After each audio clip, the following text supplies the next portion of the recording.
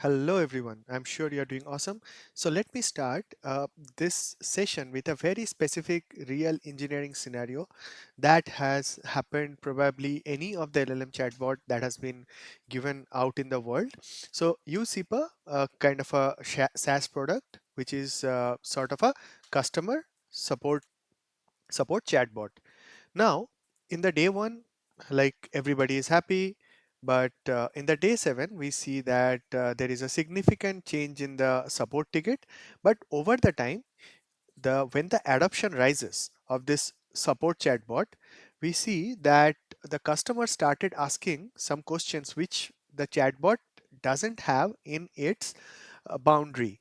So, for example, this chatbot cannot answer probably something related to the refund policy. It is only meant for the like the account balance or the delivery related information. So it has no information on that, and you haven't even put any kind of boundaries to make sure, like in terms of system prompt, that this refund policy related discussion it is going to completely discard. But you see that regarding uh, refund policy or regarding random things like the API keys of your application, it started answering the questions, and it happens for very real applications. There are news of like when at first this bot adoption was happening around the world, this sort of newses were everywhere, and this were this kind of information were given in a completely wrong manner, and the problem was happening, it was a wrong answer, but LLM used to an- answer it with a very high confidence score. So what used to happen is, at some point of time when this chatbot used to work, it started the classic hallucination. Okay, so it started hallucinating, and that is why you are now debugging a completely probabilistic system. You don't know where the problem have started, and debugging this sort of issue is a nightmare, because this is a completely probabilistic system that we have. It doesn't have any deterministic answer. So how does a generic AI engineering stack overall looks like? You do not have to get overwhelmed with it. I will just take you through one by one. So at first there will definitely be a application layer where you will be like your UI front end, and you will ask the user to sign up for something in case some sort of a payment that is going on, and the user will get notification, like exactly how ChatGPT or Gemini works these days. Then there comes a orchestration layer. What orchestration layer does is, it does sort of a prompt routing, chaining, the tool calling, all these things we already have covered the tool calling and some of the other basics, but definitely for the prompt routing and the other details we will cover in our future videos once we go into the RAG and the other concepts. And the same goes like this: the knowledge layer, just think of a place of a database from where, alongside the LLM, like so LLM will always be there, right? Alongside the LLM, suppose you have a DB. So this DB over here is the particular vector database that we are talking about, which we will cover in our later videos, but this layer is present there. And then there comes the model. So on top of model, if you see, there is already three layers are there, and in the model there are some approaches through which we can get rid of this hallucination related problems. So the reason the model hallucinates is, it doesn't know something, but at the same time it tries to predict that, because that is the job of a LLM, right? Like it always wants to predict what is going to be the next token. Now, if we fine tune it with proper domain knowledge, then this sort of issues can be avoided. So alongside the model, this adaptation layer, which we will talk about in this video in detail. The other part, like the model serving layer, we already have covered in our previous videos about how the infrastructure looks like and how the basic training looks like. All these things we already covered. So now this is the layer that we will be talking about, and in our future videos we will talk about our these two things in way more details. Like in our next series, we will talk about RAG, that is a retrieval augmentation. There we will come about the knowledge layer. But for the time being, let's concentrate on this model adaptation layer through which we can customize the LLM behavior. So this layer that we are talking about, this is responsible for customizing the LLM behavior. So this is the core mental model that I want you to develop. So this part is our backend that we have discussed a lot, like how we can orchestrate, how we can write our own agents. This LLM and DB we will come in some time, and this is the part where we are going to customize the LLM behavior, and this is where we are going to serve our model from, like any kind of caching, batching, quantization. All these things we can do on this model serving layer, and sometimes this is completely being put into the cloud, like as we were talking about, like the AI Foundry, Azure ML, or Bedrock. So this mental model, getting into this mental model is very, very important on understanding whatever the video that, whatever the content that we are going to cover in our coming time. Now, in this whole stack, if I ask you a very simple question, in which layer the most of the revenue is getting generated? If to an organization, if you ask this question, the most of the revenue is actually getting generated through this top 3 or 4 layers. Okay, so this model serving layer is only still on the infrastructure layer, or where no user magic is happening. Probably you will be setting up an infrastructure, you will make your model more efficient, but where you are actually getting money from your users, that is basically is happening in this top 4 layers, and in the application layer is of course the forefront of the application. So now most of the companies, if you see, they are moving from this research layer to application layer, because at one point of time there was a lot of companies who were working on the research layer, but eventually what happened is gradually people have moved on to the application layer. So research layer means, like we were talking about this part, okay, where the training and the research and the model infrastructure and the model serving were happening, mostly the 6 and 7. These are our research layer. But now the applications or all the organizations, they understood that the application layer is where the real money is. Now on the application side, there are so many things we need to do, like the product market fit, the user adoption, the monetization. So the new battleground is who makes AI easiest to integrate into real application. Okay, so if you have some sort of a product, how easily your product can be integrated into some other application, or it can help the user. So with this idea that we will be working on, instead of research layer, we will be from the research layer, we are now actually coming back to this application layer, and why this is the real stuff which is all the companies are now concentrating upon. So now let's with this knowledge, let's go back to our chatbot problem. So in the chatbot problem, we were building our customer support chatbot for supports some kind of a SaaS. We need to do 3 things reliably. First is the first thing is we need to know our product specifics. We need to make sure that whatever the model that we are generating, or whatever the AI system that we are creating, it is not only the model. So if we are talking about our AI system, because LLM or our model will be able to do only X amount of things. The rest of the things needs to be taken care into the other layers. So in our AI system, there has to be a completely uh, pinpointed knowledge of our product specifics.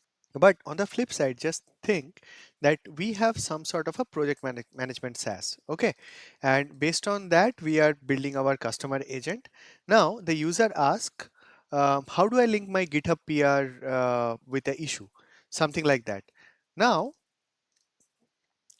LLM is going to respond from its own knowledge that you connect it to some sort of a API to GitHub with some sort of a token that you are receiving. But linear is actually a special bot command. Okay, so linear, that this term that we are using over here, it is a special bot command. But GPT-4 or whatever the LLM that we have, LLM doesn't know about our project specific comment, right? So it was trained on like the general internet data. It is not trained on any kind of internal documentation. It wasn't fine tuned to do this real world very project specific, or like as I was talking about, this project management SaaS specific job. Now, whatever the knowledge that you have gained so far, if you have to put this knowledge of linear into your bot, the only thing that you could think of is you are going to inject it as like a huge prompt. Like the moment you are getting the information, like anything regarding linear comes, you will probably have a dictionary pair, and through a prompt you are going to inject this information. Okay, and then based on this the whole thing will be created. But again, this is the moment you are doing this sort of things, it is becoming very very expensive on scale, because your prompt cost is going to get skyrocketed here. So in this kind of cases, fine tune or RAG, like the retrieval augmented generation, that becomes very useful. But we are going to concentrate on the fine tune only. And in this case, we will just discuss what exactly a fine tuning is. So fine tuning, as we stated earlier, it means that you are going to make the model behave according to your need, or fine tune according to the taste of the scenario. Okay, so over here what you are going to do is you are going to make sure like the model knows your domain, and you are going to inject the values for that, to through which the model will be able to understand your domain in an incremental manner. And then on top of the LLM layer, you will train it to understand few information, and that is what exactly fine tune is. But again, in this scenario, whether we will be using fine tuning or RAG, this sort of argument gradually, like in this video series, we will build. But just like in case we do not need, just think that we do not need a very recent data, we can actually deal with some kind of a training for a long period of 6 months. Like our documentation, we know is not going to change for the next 6 months. So in that case, fine tuning is a perfect answer. But again, we will go into the nuances around it. So let's talk about the economic reality of fine tuning and the LLM. Training and fine tuning, it requires GPU, and it is very very costly affair. So why do we need GPUs? We need GPUs because behind the scene, when we are talking about this model interactions and the model training, when the model train itself to be such a giant, behind the scene only matrix multiplication happens. Okay, so matrix multiplication is the core operations of the neural network. So when we are talking about the neural network, it is nothing but like there are billions of matrix multiplications going on, and those matrix multiplications gradually build the knowledge base or the knowledge graph that we have for a certain model. And GPUs are built for this parallel matrix operation. So this matrix operation we want in a complete parallel manner, and GPUs are exactly built for that. So a single, like we are talking about H100 GPU, it comes around 30,000 to $40,000, and the training cluster has a thousands of GPUs. So when we are having a training cluster like this, and if you're just thinking that these things are GPU, there will be thousands of GPU in a single training cluster. So big companies, when we are talking about, like, why are they raising so much of billions of dollars? Because they have to win this race of training the cluster the faster, and with the like a larger data that you train your system with, the more GPU you have at your disposal, the you are more closer to the winning race. So the big companies like OpenAI, Google, or Meta, so when we are talking about like the OpenAI or any other FANG companies, okay, so these companies, they train massive base models. Like when we are talking about like the GPT-5 or Gemini or Llama, these are massive models. And how they monetize is, they tell that I have hosted this, and through my API, like suppose if I have a model in, so this model is hosted here, and from client you are going to make the API calls, and they charge you based on those API calls, and that is how they are going to make money out of these models. And this is the biggest race of humanity that is going on right now. So along all with this, if you just see here, I have mentioned about NVIDIA, right? So why I'm mentioning NVIDIA? NVIDIA is a winner in this whole race in a different manner. So they have a certain system called CUDA. And how using this NVIDIA makes money. Let's understand this thing. This will be very useful for you and very interesting as well, because this is one of the important concepts that if we understand, we will understand the base model, and from there to go to fine tuning what we will do. So in 2024 to 2025 timeline, Meta has trained is the, like a flagship open weight model called Llama 3. Okay, so Llama 3, it had around 405 billion parameters. It is a huge model. And also after that the Llama 4 came, and it was totally on NVIDIA H100, and I think H200 as well. These two were the basic NVIDIA system that it used. Okay, and it was not on any custom silicon like Google's TPU or Meta's own MTIA chips. So Meta is using more than, like, I think 100,000 NVIDIA AI GPU to train Llama 4. That was the statement that Mark Zuckerberg himself gave. Okay, so you can understand, like, if there are only for a single model training, if there are hundred of 100,000 H100 are used, then how much money NVIDIA mint out from Meta at that point of time? And this is despite Meta having its own AI chip program, like MTIA they called it, and years of investment on the custom hardware. So let's break into how NVIDIA won this. And again, like, it is not kind of a mandatory thing to understand for you, but if you understand, it will make your perceptions about the systems way better. So the part was the CUDA ecosystem. So if I have to just tell you in a uh, very baseline manner, CUDA is basically like compute unified device architecture. It is kind of an architecture that NVIDIA gives you out of the box. And this is not just a programming language, it is a full stack software ecosystem. It is created by NVIDIA that enables developer to use NVIDIA GPU. So this is basically the software ecosystem, okay, to use NVIDIA GPU.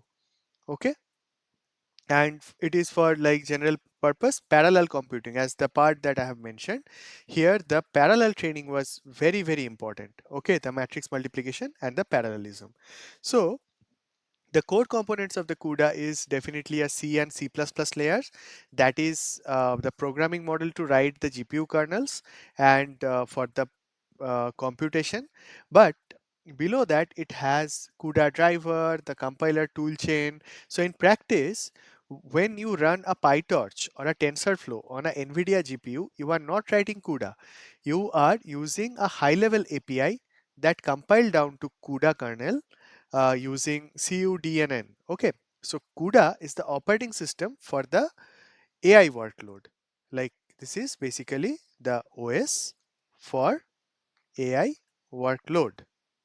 But again, it is not exactly an OS. It is more like a programming platform plus runtime and the set of libraries that let you write the code which runs on the NVIDIA GPUs.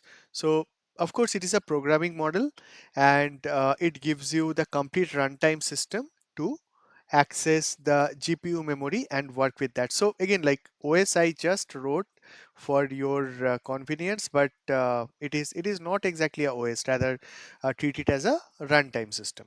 Okay, so now why Meta couldn't replace NVIDIA with its own hardware? So Meta had something called MTIA, but probably this is the kind of question that you might be asking. Then big companies like Google or Meta, they must have their own custom hardware system. Then why exactly NVIDIA is winning that race? So Meta has invested heavily on the custom AI accelerated chip. But despite this, the Llama 3 and the Llama 4 were trained on almost entirely on the NVIDIA, as we discussed. So the first reason is CUDA is the software mode. It is nearly impossible to replicate. So CUDA is the magic. Okay. So like the PyTorch, the Meta's own framework, is deeply optimized for CUDA. Like every layer for the optimizer, the distributed training, the precision, it assumes that CUDA is there under the hood. So again, rewriting everything for MTIA, that would require a separate kind of ecosystem to be built within the company. So in reality, even Google, although they have something called TPU since 2016, still they use NVIDIA GPUs for many workload because TPU software supports lag behind CUDA. So this CUDA ecosystem is the primary thing that is differentiating right now NVIDIA to NVIDIA to any of the other big companies. Like everybody wants to use this particular software suite of to run their AI workload because this is so optimized and this has so much innovations behind the scene. And there are also MTIA or TPUs, they are kind of a application specific integrated circuit, or ASIC they call it. It is optimized for a narrow set of operations. And NVIDIA GPU is completely general purpose parallel processors. So the innovation with NVIDIA GPU plus this CUDA ecosystem, it is very, very hard to replicate. Probably like over the time someday they will do, but it is so hard to replicate that this parallel computing world is right now completely dominated by NVIDIA. So as a developer, what we generally do, either we are renting GPUs or we are using our API service, or if we have a very good infrastructure in place, we will run our own quantized model. Okay, so I hope you understand the part, and this is a very interesting race that is going on. Why NVIDIA is winning and what exactly CUDA is as a software ecosystem architecture. It's providing NVIDIA the leverage over all the other big companies. So let's understand the base model. So whenever we are talking about these models, okay, any model that we thought, for example, GPT 5.2, suppose, okay, it is one of the latest model when we are recording this one. This is a large neural network trained on massive amount of general purpose data before any specialization. So this doesn't have any specialization. That is the thing that we need to understand. And it is being trained on a very massive amount of general purpose data. Okay, so these are the two things. So the characteristics is the size, it has the billions or sometimes the trillions of parameter, the latest ones. It has a huge training data, like the complete internet scale it always try to get. And then there is a like a huge training cost involved in that. And of course the training time and the capability. So the examples like GPT 5.2, the Gemini Pro, as we were talking about the Llama 4, or the other stuffs, but understand these things, the size, the training data, the training cost, the time and capability, everything is so high. Okay, now the training pipeline goes something like this. At first you will have the internet data. So how you get the whole internet data, like all the books that are available, you do all the web scraping possible alongside all the websites. Then at the next level you are going to do this data filtering, data cleaning plus filtering we are going to do. And after that we are going to do the tokenization. And from the tokenization, this is the part we already covered, what exactly a tokenization is. So after tokenizing, we are going to go into our actual training.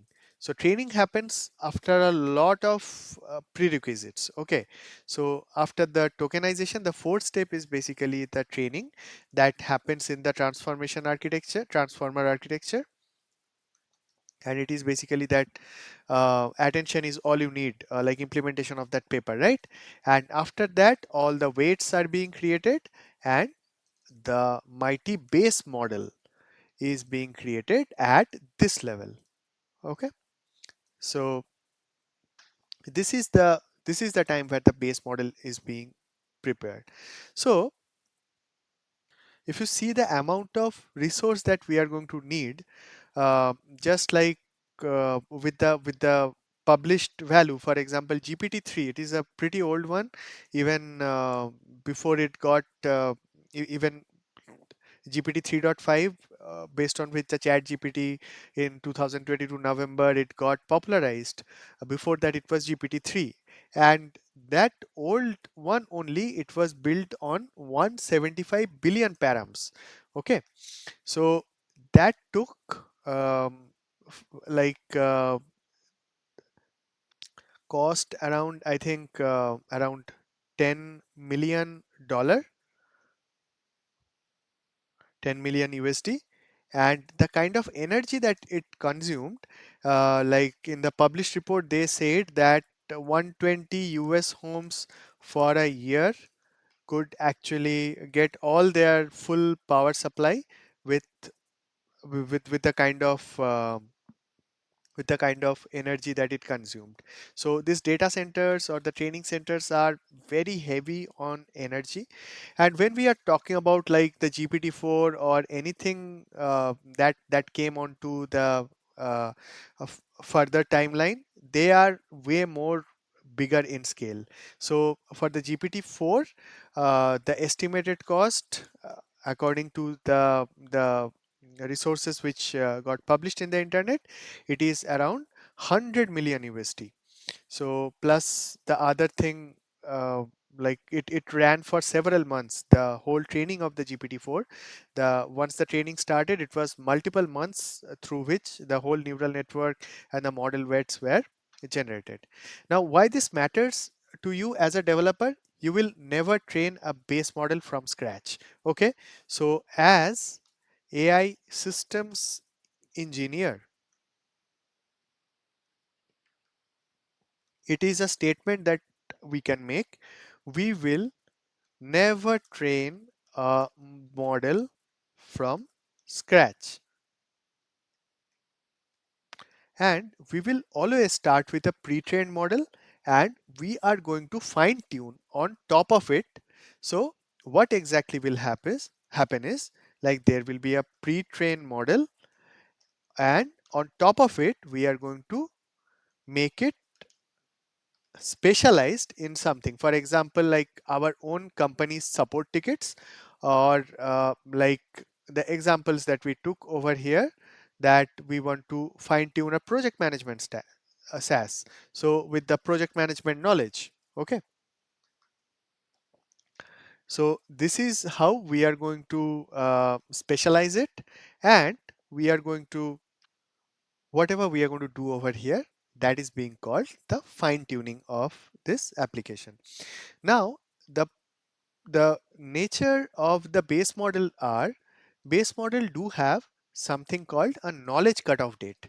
Okay, so whenever you go into any documentation of a model, so they will always have a knowledge cut off date. So the last date of the data in their training set. For example, when we are talking about the GPT-4, in the June, GPT-4 had a June 2023, the Gemini 1.5 had November 2023 cutoff. So it doesn't really know the 2024 events. Now, from here, you could probably understand why hallucination might happen. So base models are basically static snapshots, right? If we have to make it a more technical in our terms, that it is a static snapshot and it can't update itself. There is no way a LLM could update itself with a new knowledge, because the training is such a huge process, that like so much millions of dollars, so much of energy of a data center, that everything is being involved there. And so to gain the knowledge of the recent times, it needs the support of internet or some other external tools. Okay, so to get the recent updates, we can orchestrate this LLMs to call internet or some of our external tools like our vector database, which we will cover later. So now probably you understand this part, that fine tuning will be done on top of this base model. Okay, and as we know, like transformers as by architecture, it can only predict the next token, but how can we make it remember our own pattern, or make it follow our own instructions? So that is where the fine tuning comes in. Okay, so that thing is called the instruction fine tuning, and we are going to give some instructions to the model. And to make our model follow the instructions, the companies, they follow the instruction fine tuning. Like even for example, if you have some sort of a uh, Q&A format. Okay, suppose you want to create a Q&A bot on top of your base model. So there this instruction fine tuning would come in very handy. Now, suppose you have some sort of a training data. Your training data is in this format, like you have an input, you have an output, and on top of it, you you will give this model like thousands or maybe the millions of this sort of a training data. So the key difference is, like in the base model training, here is the text, you predict the next word, but in the instruction tuning, what we are doing, like we need to understand this thing, so I'm writing again. So predict my next text is something that the base model training does. So when we are talking about the base model training, and this guy, the instruction training, what it does is, it is basically, here's the Q and A for you, like the comment and the response to that comment. Okay, so Q and A, basically comment and expected response. This is what is being given there. Now probably you started getting the feel that how GPT becomes chat GPT, alongside all the knowledge that you have gained in the previous videos of this series. So what happened over there is, like in the GPT base, if you do some sort of a input like what the capital of the France is, uh, it is it is being given this data, but it will probably give you a lot of other information like the population is approximately this and that. But the moment you do it instruction tune or fine tune for for GPT ChatGPT 3.5, you make it in this manner that the capital of France is Paris, and you stop it there. And what would happen is when you train or fine tune, it will eventually run. We will come definitely how you are going to fine tune it. This is going to be a long uh, process to understand, but this is the journey from a GPT to ChatGPT. Like through this kind of instruction tuning, uh, base model gradually becomes your own Q&A assistant. And just to reiterate, how does your instruction tuning generally looks like? So you basically provide the training data in this format. Okay, like we already talked about this capital of France example. Suppose we are creating a mathematical or programming Q&A sort of a thing. There we are going to give this sort of a human annotated Q&A pair with a existing instruction data set. Whatever the data that we have generated, based on that the system will learn to fine tune itself against the annotated Q&A pair that is being given there. But the important point to note is this all things that we are discussing, it is not a full training. Okay, it is taking the base model, and it is basically taking base plus adjust. That's all. We are taking the base model and we are adjusting it slightly to respond to the instruction instead of just continuing the text. So now, like when I first explored this, one of the very interesting thing came to my mind was, if I just use a system prompt like this, like while we are using our system prompts. Suppose a detailed system prompt, I'm just taking a very small example here. Like you are a helpful coding assistant. You only respond with code, never explain unless asked, be concise. Is this a fine tuning? Like if I ask you whether this is a fine tuning or not, the answer is technically no, it is not a fine tuning, but on the application level, of course, we are fine tuning the response in some way. But this is not a technical fine tuning that we are talking about. Okay, so we are setting a system prompt. We are not changing the model weights, neither we are retraining or neither we are constraining the model's behavior by uh, by any extent with our input. So we are just uh, adjusting the model behavior for a given session. That's all. We are not doing anything on the model's core behavior.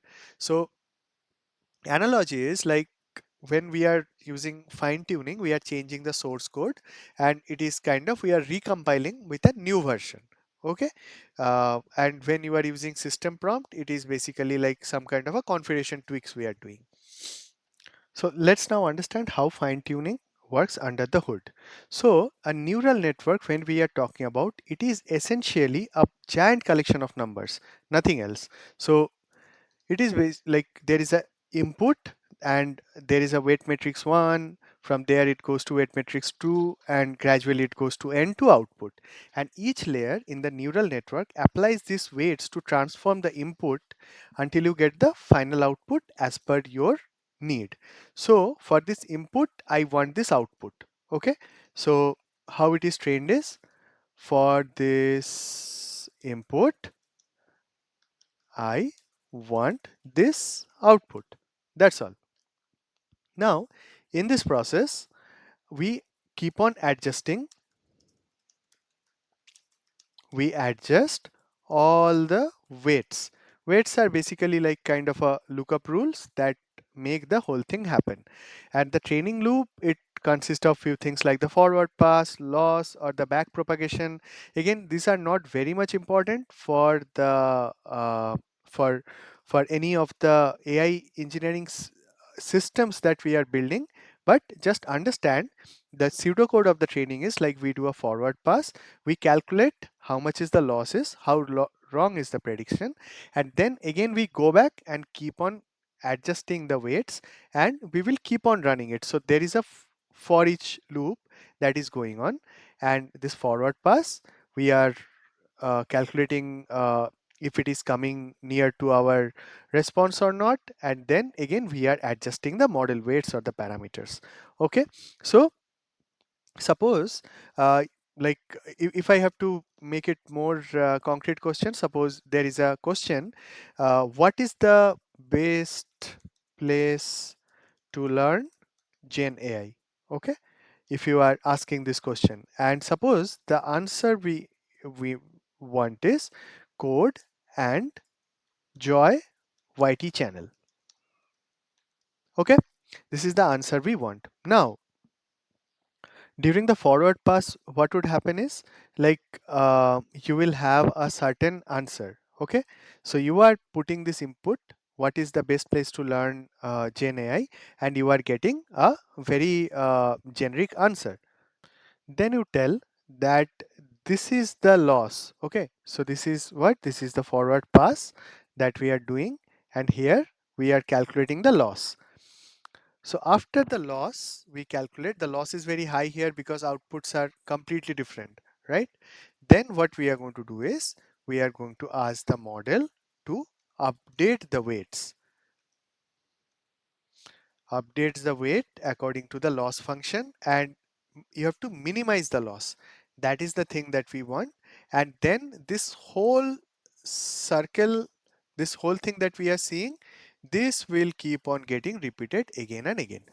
That is the whole thing that will happen.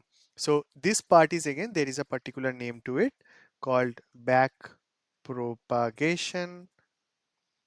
This model update, whatever we are doing, this is being known as a back propagation. Okay, so now suppose we have already fine-tuned our model. Then the next step that we have to do is definitely we need to test whether our model reaches the certain standard or not. For example, earlier we have said this thing that if we are asking this question like what is the best place to learn Gen AI, whether my model is able to give this answer or not. So suppose it might give like go to deeplearning.ai, instead of that I need this, right? So I need to now test it out. So the first thing we need to do is we need to put the model into eval mode. So eval mode is very important to understand. The moment we are putting a model into eval, the model go from training to the evaluation mode or the inference mode. So when we say inference mode, that means model will now start giving you the exact deterministic response what it will give you being in the actual field. Like now if you just take this state and publish it to the field, how the model will behave is the moment we put into a eval mode, it start doing that, and after making it into a eval mode, we are going to generate the input tokens, uh, like we are going to pass the input tokens rather and generate the output tokens to understand that what exactly will be the output text, and then manually we are going to check that okay, is it really coming close to this or not. So this test is kind of a deterministic test, it is not a probabilistic one that we were talking about earlier. Now coming into the coming into the internals of the model, what internally have changed. So internally, before there were some weights, some weight matrix of the whole neural network has been there in place, right? Now that weight has changed to something else, and there is a certain delta that you will find. So you see, if you just compare these things, the weights have changed and there is a certain delta, and this is called a reweighting process. And through this, we in our neural network we are reweighting our existing pathways. So neural network, technically speaking, behind the scene it is just a set of connections, right? So those connections are giving you some pathways. So what we have done over here is through fine tuning that we are not learning or we are not giving any new information, we are just telling that you behave in a little different way. It is not feeding any new information over here, but it is rewiring the whole neural network in a way so that the it give us our expected output that we were looking at. Okay, so once this is being done, how are we going to save the fine-tuned model? So let's take some holistic look, and how exactly the big techs generally do it. That also we will take a look. So the model that we got, the moment we got the model finalized, that okay, this is a good output we are getting, we are going to save that model. And when we say this model is going to save, what will happen over here is all the weights and config that we were talking about earlier, that will get saved. Okay, and further, how this saving is going on is it is completely local right now, and we also need the tokenizer information as well. So there will be some tokenizer JSON and some other files will be there. It is not very important from the AI or the backend engineering perspective, it is, but it is of utmost important for the MLOps people or the actual ML researchers. Okay, so over here a self content and a version snapshot of your fine-tuned model is created, and this is a completely fully portable one. You can take it to anywhere and this will start behaving exactly that it should. But generally what we do is we push it to some sort of a registry. Like here you can see, like we are just pushing it to a Hugging Face hub. But like how big tech handle is, we do not really push them into the uh, Hugging Face. They generally have their own internal model registry. So when we are talking about, suppose Google have this Vertex AI model registry, Meta have their own TorchServe, Amazon is very popular SageMaker, and Microsoft has Azure ML registry. So why this model registry is important is, suppose you are working on a AI engineering application for a certain model, and you put a different or a upgraded model, but you suddenly see that it has started behaving in a very negative manner for the user, and it is not really giving correct output, it is mostly hallucinating. So you definitely want to roll back that one. So you promoted it to the new model, but now you want it to completely roll back to the old one because old one was way better than your new one. So how you can do that? For that only we need a definitive place to store all the historical ones, and those historical things we are going to store it as an immutable artifact. And immutable, as you know, in computer science we say that this will not change. So we are not going to make any existing change over a certain version. So for example, if GPT 3.5 is there, uh, while releasing GPT-4, we are not going to make any change on top of GPT 3.5. Those are completely two separate model and being marked in their registry in a different way. So that is what immutable nature of the artifact is. So suppose around GPT-4 and 5, for some reason, GPT-4 we see for some financial use cases, it starts behaving better than GPT-5. So we have a we will always have a way to go back to that one by placing the old source controlled artifact. So what generally happens is, for every fine tune a new model ID we are going to present. And one very important thing to understand is the magic of the MLOps that goes behind the scenes. So MLOps, again, a flashy term on top of DevOps only. There is nothing new happening, but few decision matrices are being handled in a little more matured way. So once your fine-tuned job has been done, you basically store all your models, right? So there will be your model registry where you are going to store your model, and from your model registry, then you are going to use that LLM as a judge. Earlier also in a few of our video we discussed about the LLM as a judge model, like how good a certain response is coming, we are going to judge it through another LLM, and based on the response, whether it is coming as a correct one or not, we are going to either promote it to our staging environment like our quality environment SQA, or we are just going to mark it as a failure.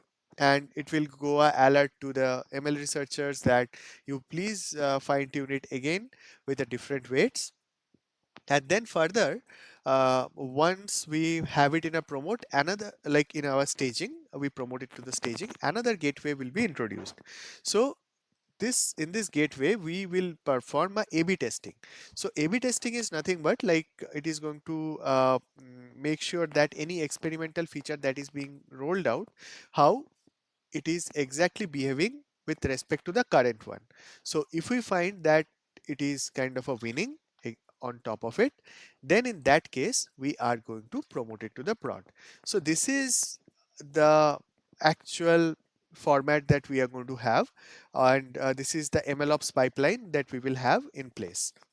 Now let's talk about the actual cost of this fine tuning, and to appreciate that concept we are going to talk about the full parameter fine tuning. So in full parameter fine tuning, what happens is we generally take a base model, and on top of that base model we generally run all the forward and the backward pass that we were talking about, like forward, epoch, and the backward pass that we just talked earlier. And here the thing that happens is all the layers that are there, they gets updated. So a particular model, it has so many layers within that, its own neural network, right? So all of them gets updated during a full parameter fine tuning, and the result that we get is, the result is a completely new model. Okay, and it embeds your custom behavior directly into its weight.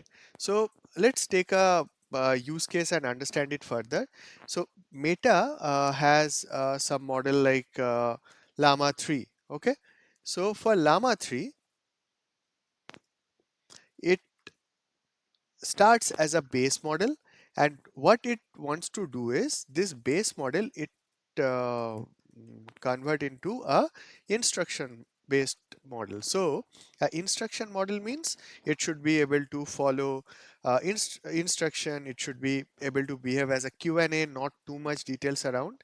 So what generally they do is they will take a data set and they will uh, train it for all the 70 billion parameter, like this has a published documentation of 70 billion parameter, I guess. So what we are going to take is like as a number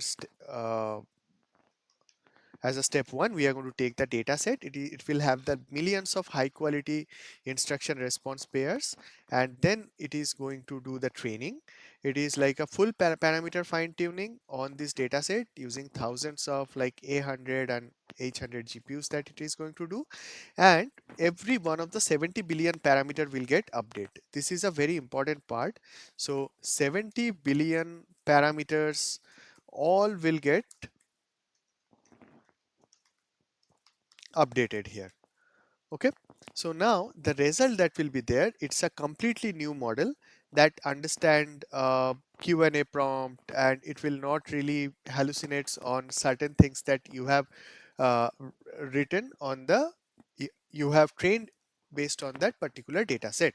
Okay, so it understand probably like if it is a programming related thing, it will understand prompts like write a Python function to sort a list, and it will give you a very precise answer to that. In and it will have things like the consistent tone, also some of the safety alignment that you you can be able to tune on top of it, and it will be then stored as a single artifact and stored further. So now let's understand what is the cost of it. It is a very important thing to understand the cost implication of it. So if it is simply a 2 billion parameter model size and it has a FP16, then it is coming around 4 GB of size. Okay, so only a 2 billion parameter with a FP16 floating point 16, it generally comes around something around 4 GB of size. Okay, now there will be like some gradients as well, like another 4 GB for the back propagation. For optimizer, there will be another 4 GB. The total GPU memory is easily be 12 GB. Okay, so for a 70 billion model, if we just go by unitary method, it generally comes around 420 GB of GPU it is going to need. Okay, so if we have like a large data set like 1 million examples on top of it, so if we have like 1 million examples, then it can take up to days with even a 42 GB CPU. Now, the amount of cost that it is going to incur for this kind of task, it can be mammoth in a scale, because like this sort of GPU generally 20 to $30 per hour or more it can take.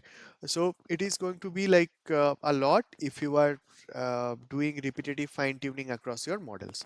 So who exactly, what exactly we can optimize to make it a to make it further efficient. Okay, so problem with the full parameter tuning is the GPU memory is going to be huge, the training time is huge, and the storage is also a lot of storage we are going to need during our training, and the fine tune base model is going to be way bigger in size at times, and the deployment also like is kind of a challenge. So I'm not going into the deployment on the MLOps part, but this is going to get like the storage or the GPU instances, this is going to be a very problematic area around that. So to overcome that, we are going to talk about LoRa. LoRa is nothing but low rank adoption. As a the full form of LoRa is like low rank adoption. So let's understand LoRa with a very basic use case. Okay, so suppose you are running a large company and you have your own LLM. Okay, so suppose take Facebook. Suppose, okay, it has its own LLM or of 10 to 70 billion parameters. It has its own LLM. Now there will be a number of internal use cases. For example, we may need to have our own customer support assistants like the developer docs assistant, HR policy, finance, marketing, etc., etc. So what happens with a full file fine tuning and why it is going to fail?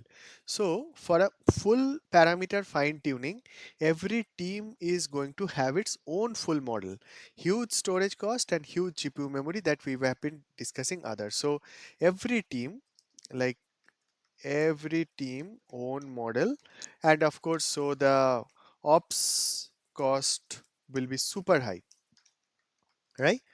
Right, now how LoRa saves the day over here. So instead of this full parameter fine tuning, we can do this LoRa fine tuning, and what each team gets is they're based from a base model. Like suppose your base model is right now a 10 GB one. Now it it will get from the each team separately, they will get something like their own support LoRa bin or the HR LoRa bin. So there will be separate LoRa adapters that we term it more technically. So these are adapters. So what it is doing is this pattern exactly why the cloud providers and the enterprise platform built like a multi LoRa support sort of a thing. So what LoRa is doing over there, LoRa is basically keeping the base model as a frozen one. So base model, there is no change in the base, and LoRa through its adapters. So these adapters that we are talking about, so through these adapters, LoRa is learning to do some small corrections.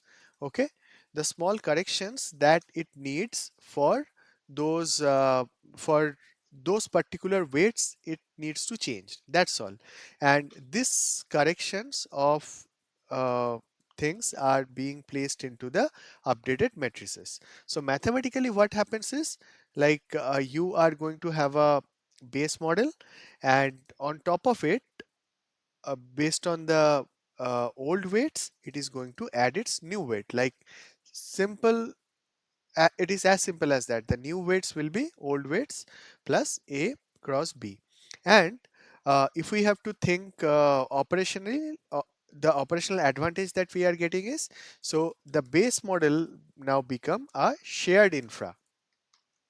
This is a completely shared infra that we got, and the LoRa adapters, they are nothing but like small swappable modules on top of it. And any big tech that you go, they generally love LoRa, because suppose you have a multi-tenant system. When I say multi-tenant, that from a base infrastructure, you are serving different customer, like you have a hospital network to serve, you are serving Apollo at the same time, and you are serving the government hospitals at the same time, and maybe some of the other internationally acclaimed NGOs are also working under you into a certain medical LLM that you have developed. So having LoRa in a different adapters for each request is a blessing there. So you can just switch behavior in milliseconds across it, and the fast experimentation flow that it has, you can train LoRa in hours, and you can just throw it away if it is a bad and have a new layer there. But it has its own disadvantages as well. Like for example, there will be a slight accuracy drop you will see, because it is definitely not as good as fine tuning, because it is only making the selective changes, right? And it is best for task specific like style and format, but it fails, it kind of straight away fails for entirely new knowledge base. Like if you want to completely build your knowledge base, suppose on a 20 or 50 GB of new data sets, then it fails entirely for those new huge knowledge bases that we have to place.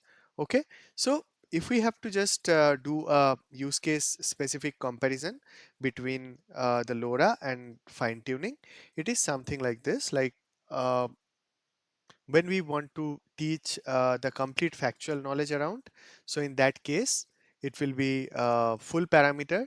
So you just want to change the response or the style or the tone. Suppose you want uh, completely a non-formal communication with the doctors of your healthcare bot, whereas for your customers you want a complete formal one with a lot of guardrails.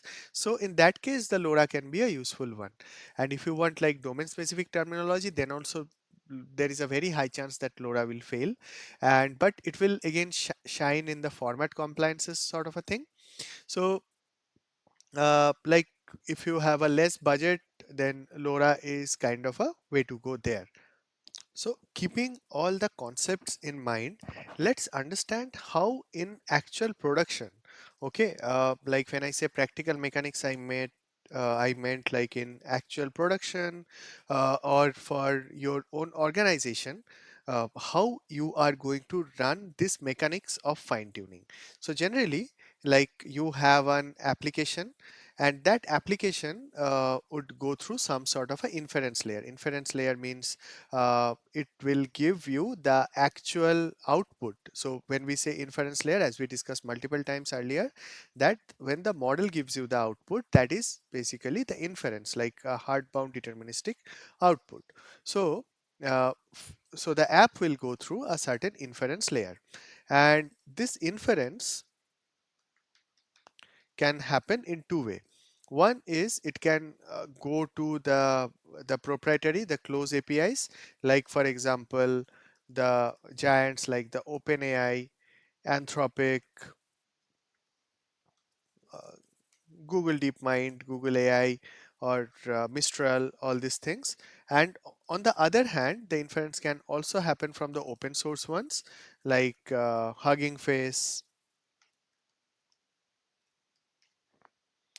your own VLM if you want, or there is something called the LM Studio. Again, these things are not very popular other than Hugging Space, but you can have, this is like the closed APIs, and these are the open source one. Now from here, you are going to fine tune the services. Using this we can fine tune the services. So for fine tuning, what we generally do is through OpenAI or Anthropic, they give us some sort of a fine tuning endpoint. So it just happens through that particular endpoint. We are going to fine tune, and what we do is we upload our JSON, uh, like we call it a JSONL. So we upload our JSONL to the to our fine tuning endpoints, and we just pay, and as a result it is going to train its own, it is going to train its own way, and then it will give you the model ID. Okay, this is what happens. Whereas this guy, the Hugging Face or anything that we take, okay, so anything that we take, it is going to need its own GPU platforms for training. And as we said earlier also in my just previous video, this is a very big challenge. So things like Google Colab, AWS SageMaker, also this sort of things you can use if you do not have your own infrastructure up and running. But it you have to control your own GPU platforms for training. So OpenAI has this fine tuning service. Now if you just go to platform.openai, you will find all the details around it. Like this is the link that I'm just pasting. You can use it, platform.openai/fine tune. uh, and the first step is like preparing a JSONL file. Let's take a look into the JSONL file, how it appears to be. So this is the kind of messages that we generally prepare for our JSON. Like what is the capital of France, and then the content is Paris. There is no uh, no elaboration, and in case we want to elaborate, we will elaborate over here. uh, like write a function to add two numbers. You see, it is a very minimal program that we are giving. And then what we are going to do is, it is a very simple code we write. We are going to upload to web AI via our API. So it is just like this. So from OpenAI import, we are going to send our data like this. As you can see, like there is a training file that we are passing, right? There is a training file, and then on top of which model we want to train or fine tune our stuff, that also we will mention. And then we are going to get our fine tune job created. Now we can monitor our job progress as well. It gives us all API and stuff, and in the end we can have our own fine tune model. So whatever the fine tune model we get from the job, we can use to test in a way. So this is the same testing that we have been running earlier, but here we are using the API based fine tune model. So one thing you you probably got clear, that for this hosted things, like this path that we take on the left side, this is a very convenient thing, and this is where a lot of AI war is going on. Like who can make this part more and more confident for the businesses. Like the more confidently and more easily somebody can use it and test their fine-tuned models across, it will be more beneficial for them. And if you want to run your own stuff, then you can go to the collab.research.google.com. Google gives you very generously some free GPU for your experimentation. So you get till around, I guess, 16 GB of VRAM you will get, and you get a very generous time limit of 12 hours per session. So generally if you are doing a small fine tuning job, it's totally fine. Within a within an hour we will be able to complete it. So you can use this one, and Colab Pro, that also you can upgrade yourself. It just comes with a $10 per month, and it gives you better CPUs like A100 or V100. Those CPUs it will give you. So it is perfect for learning and some kind of a experimentation, but definitely for the production workload, it is a big no. Okay, so it is not for production workload. Make sure that we are not making any mistakes of having a production workload here. Okay, so if you want to adopt fine tuning within your organization, there are so many options you should explore, like the OpenAI, the Google Vertex.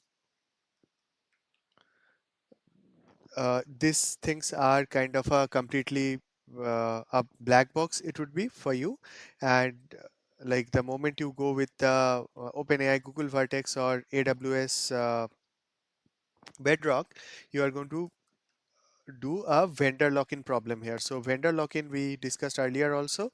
You are going to get locked with the Microsoft or OpenAI or AWS. But in case you want to keep it completely open to the other options within your organizations, then you can go with a Hugging Face. But the problem is you have to have your own GPU for this. Okay, so you are you will be taking all the inference cost by your own. Now this decision metrics are basically like whether you are doing a prototyping, a small production, medium production, or a very large, like you are serving billions of users. There can be so many things will come into play, and alongside all of these things, you also have to consider like the cost metrics. So within the decision, two things will come into play. One is, as we said, the scale. The other one is the cost. So based on that, you are going to take the call, and also you have to see whether it is not adding or not adding unnecessary complexity, complex layer within your organization, because the moment you go into uh, hold your own GPU or putting all your fine tuning jobs around, you are going to have a separate MLOps pipeline in place. So let's discuss this scenario. Suppose you are running a SaaS company, and that particular SaaS company needs a AI powered customer support, and it has like 10,000 plus historical support tickets. Based on that, it wants to build your knowledge base, and it will be like a user will be throwing the questions, and agent is going to provide the response, and all this data is generally stored in the database. So what will be the approach? So the first step that we will be doing over here is we are going to take the export the data. So export the data, and we are going to convert it into a JSONL, as we see. So JSONL will be like a certain question answer format. So it can be a very easy code. If we have to do it via our automation, it can look something like this, that we will go with a simple select query, then we are going to create our JSON like this. Then we are going to upload all our data to our in case we are using OpenAI. So let's make it as our second step to upload it into OpenAI. So we are going to make a simple attempt to send all the data to the OpenAI. So OpenAI fine tune API we are going to leverage. And then once we get the response or get our model, get our fine-tuned model ready, what we are going to do is we are going to just pass um, all our API endpoint to that particular model. So the code will be looking like this. Okay, where we are going to use this particular model that you see, this GPT 3.5 turbo, and in every 3-4 months we are going to repeat this same step, because in 3-4 months we are going to have a considerable further further list of tickets to take care, right? So the process that you see of fine tuning is a very easy process on on a whole, but the kind of a infrastructure or the machine learning operations or the decision gates that you have to take, that is kind of something you really need to have a holistic view towards. And that's the video, guys. Like again, I think the video gone really long, more than 1 hour 10 minutes, but I hope you got a complete idea what fine tuning is and how you should be able to use it end to end uh, in your own data flow or in your own workflow. So in our next video we will try to cover some further real world scenarios of the fine tuning, and we will also introduce RAG. RAG and fine tuning, it goes hand in hand. Like there are so many other aspects will come the moment we start thinking about RAG, and RAG is again a vast topic in compared to fine tuning. So watch out for that. That will come in our next video. Till then, stay awesome. Bye.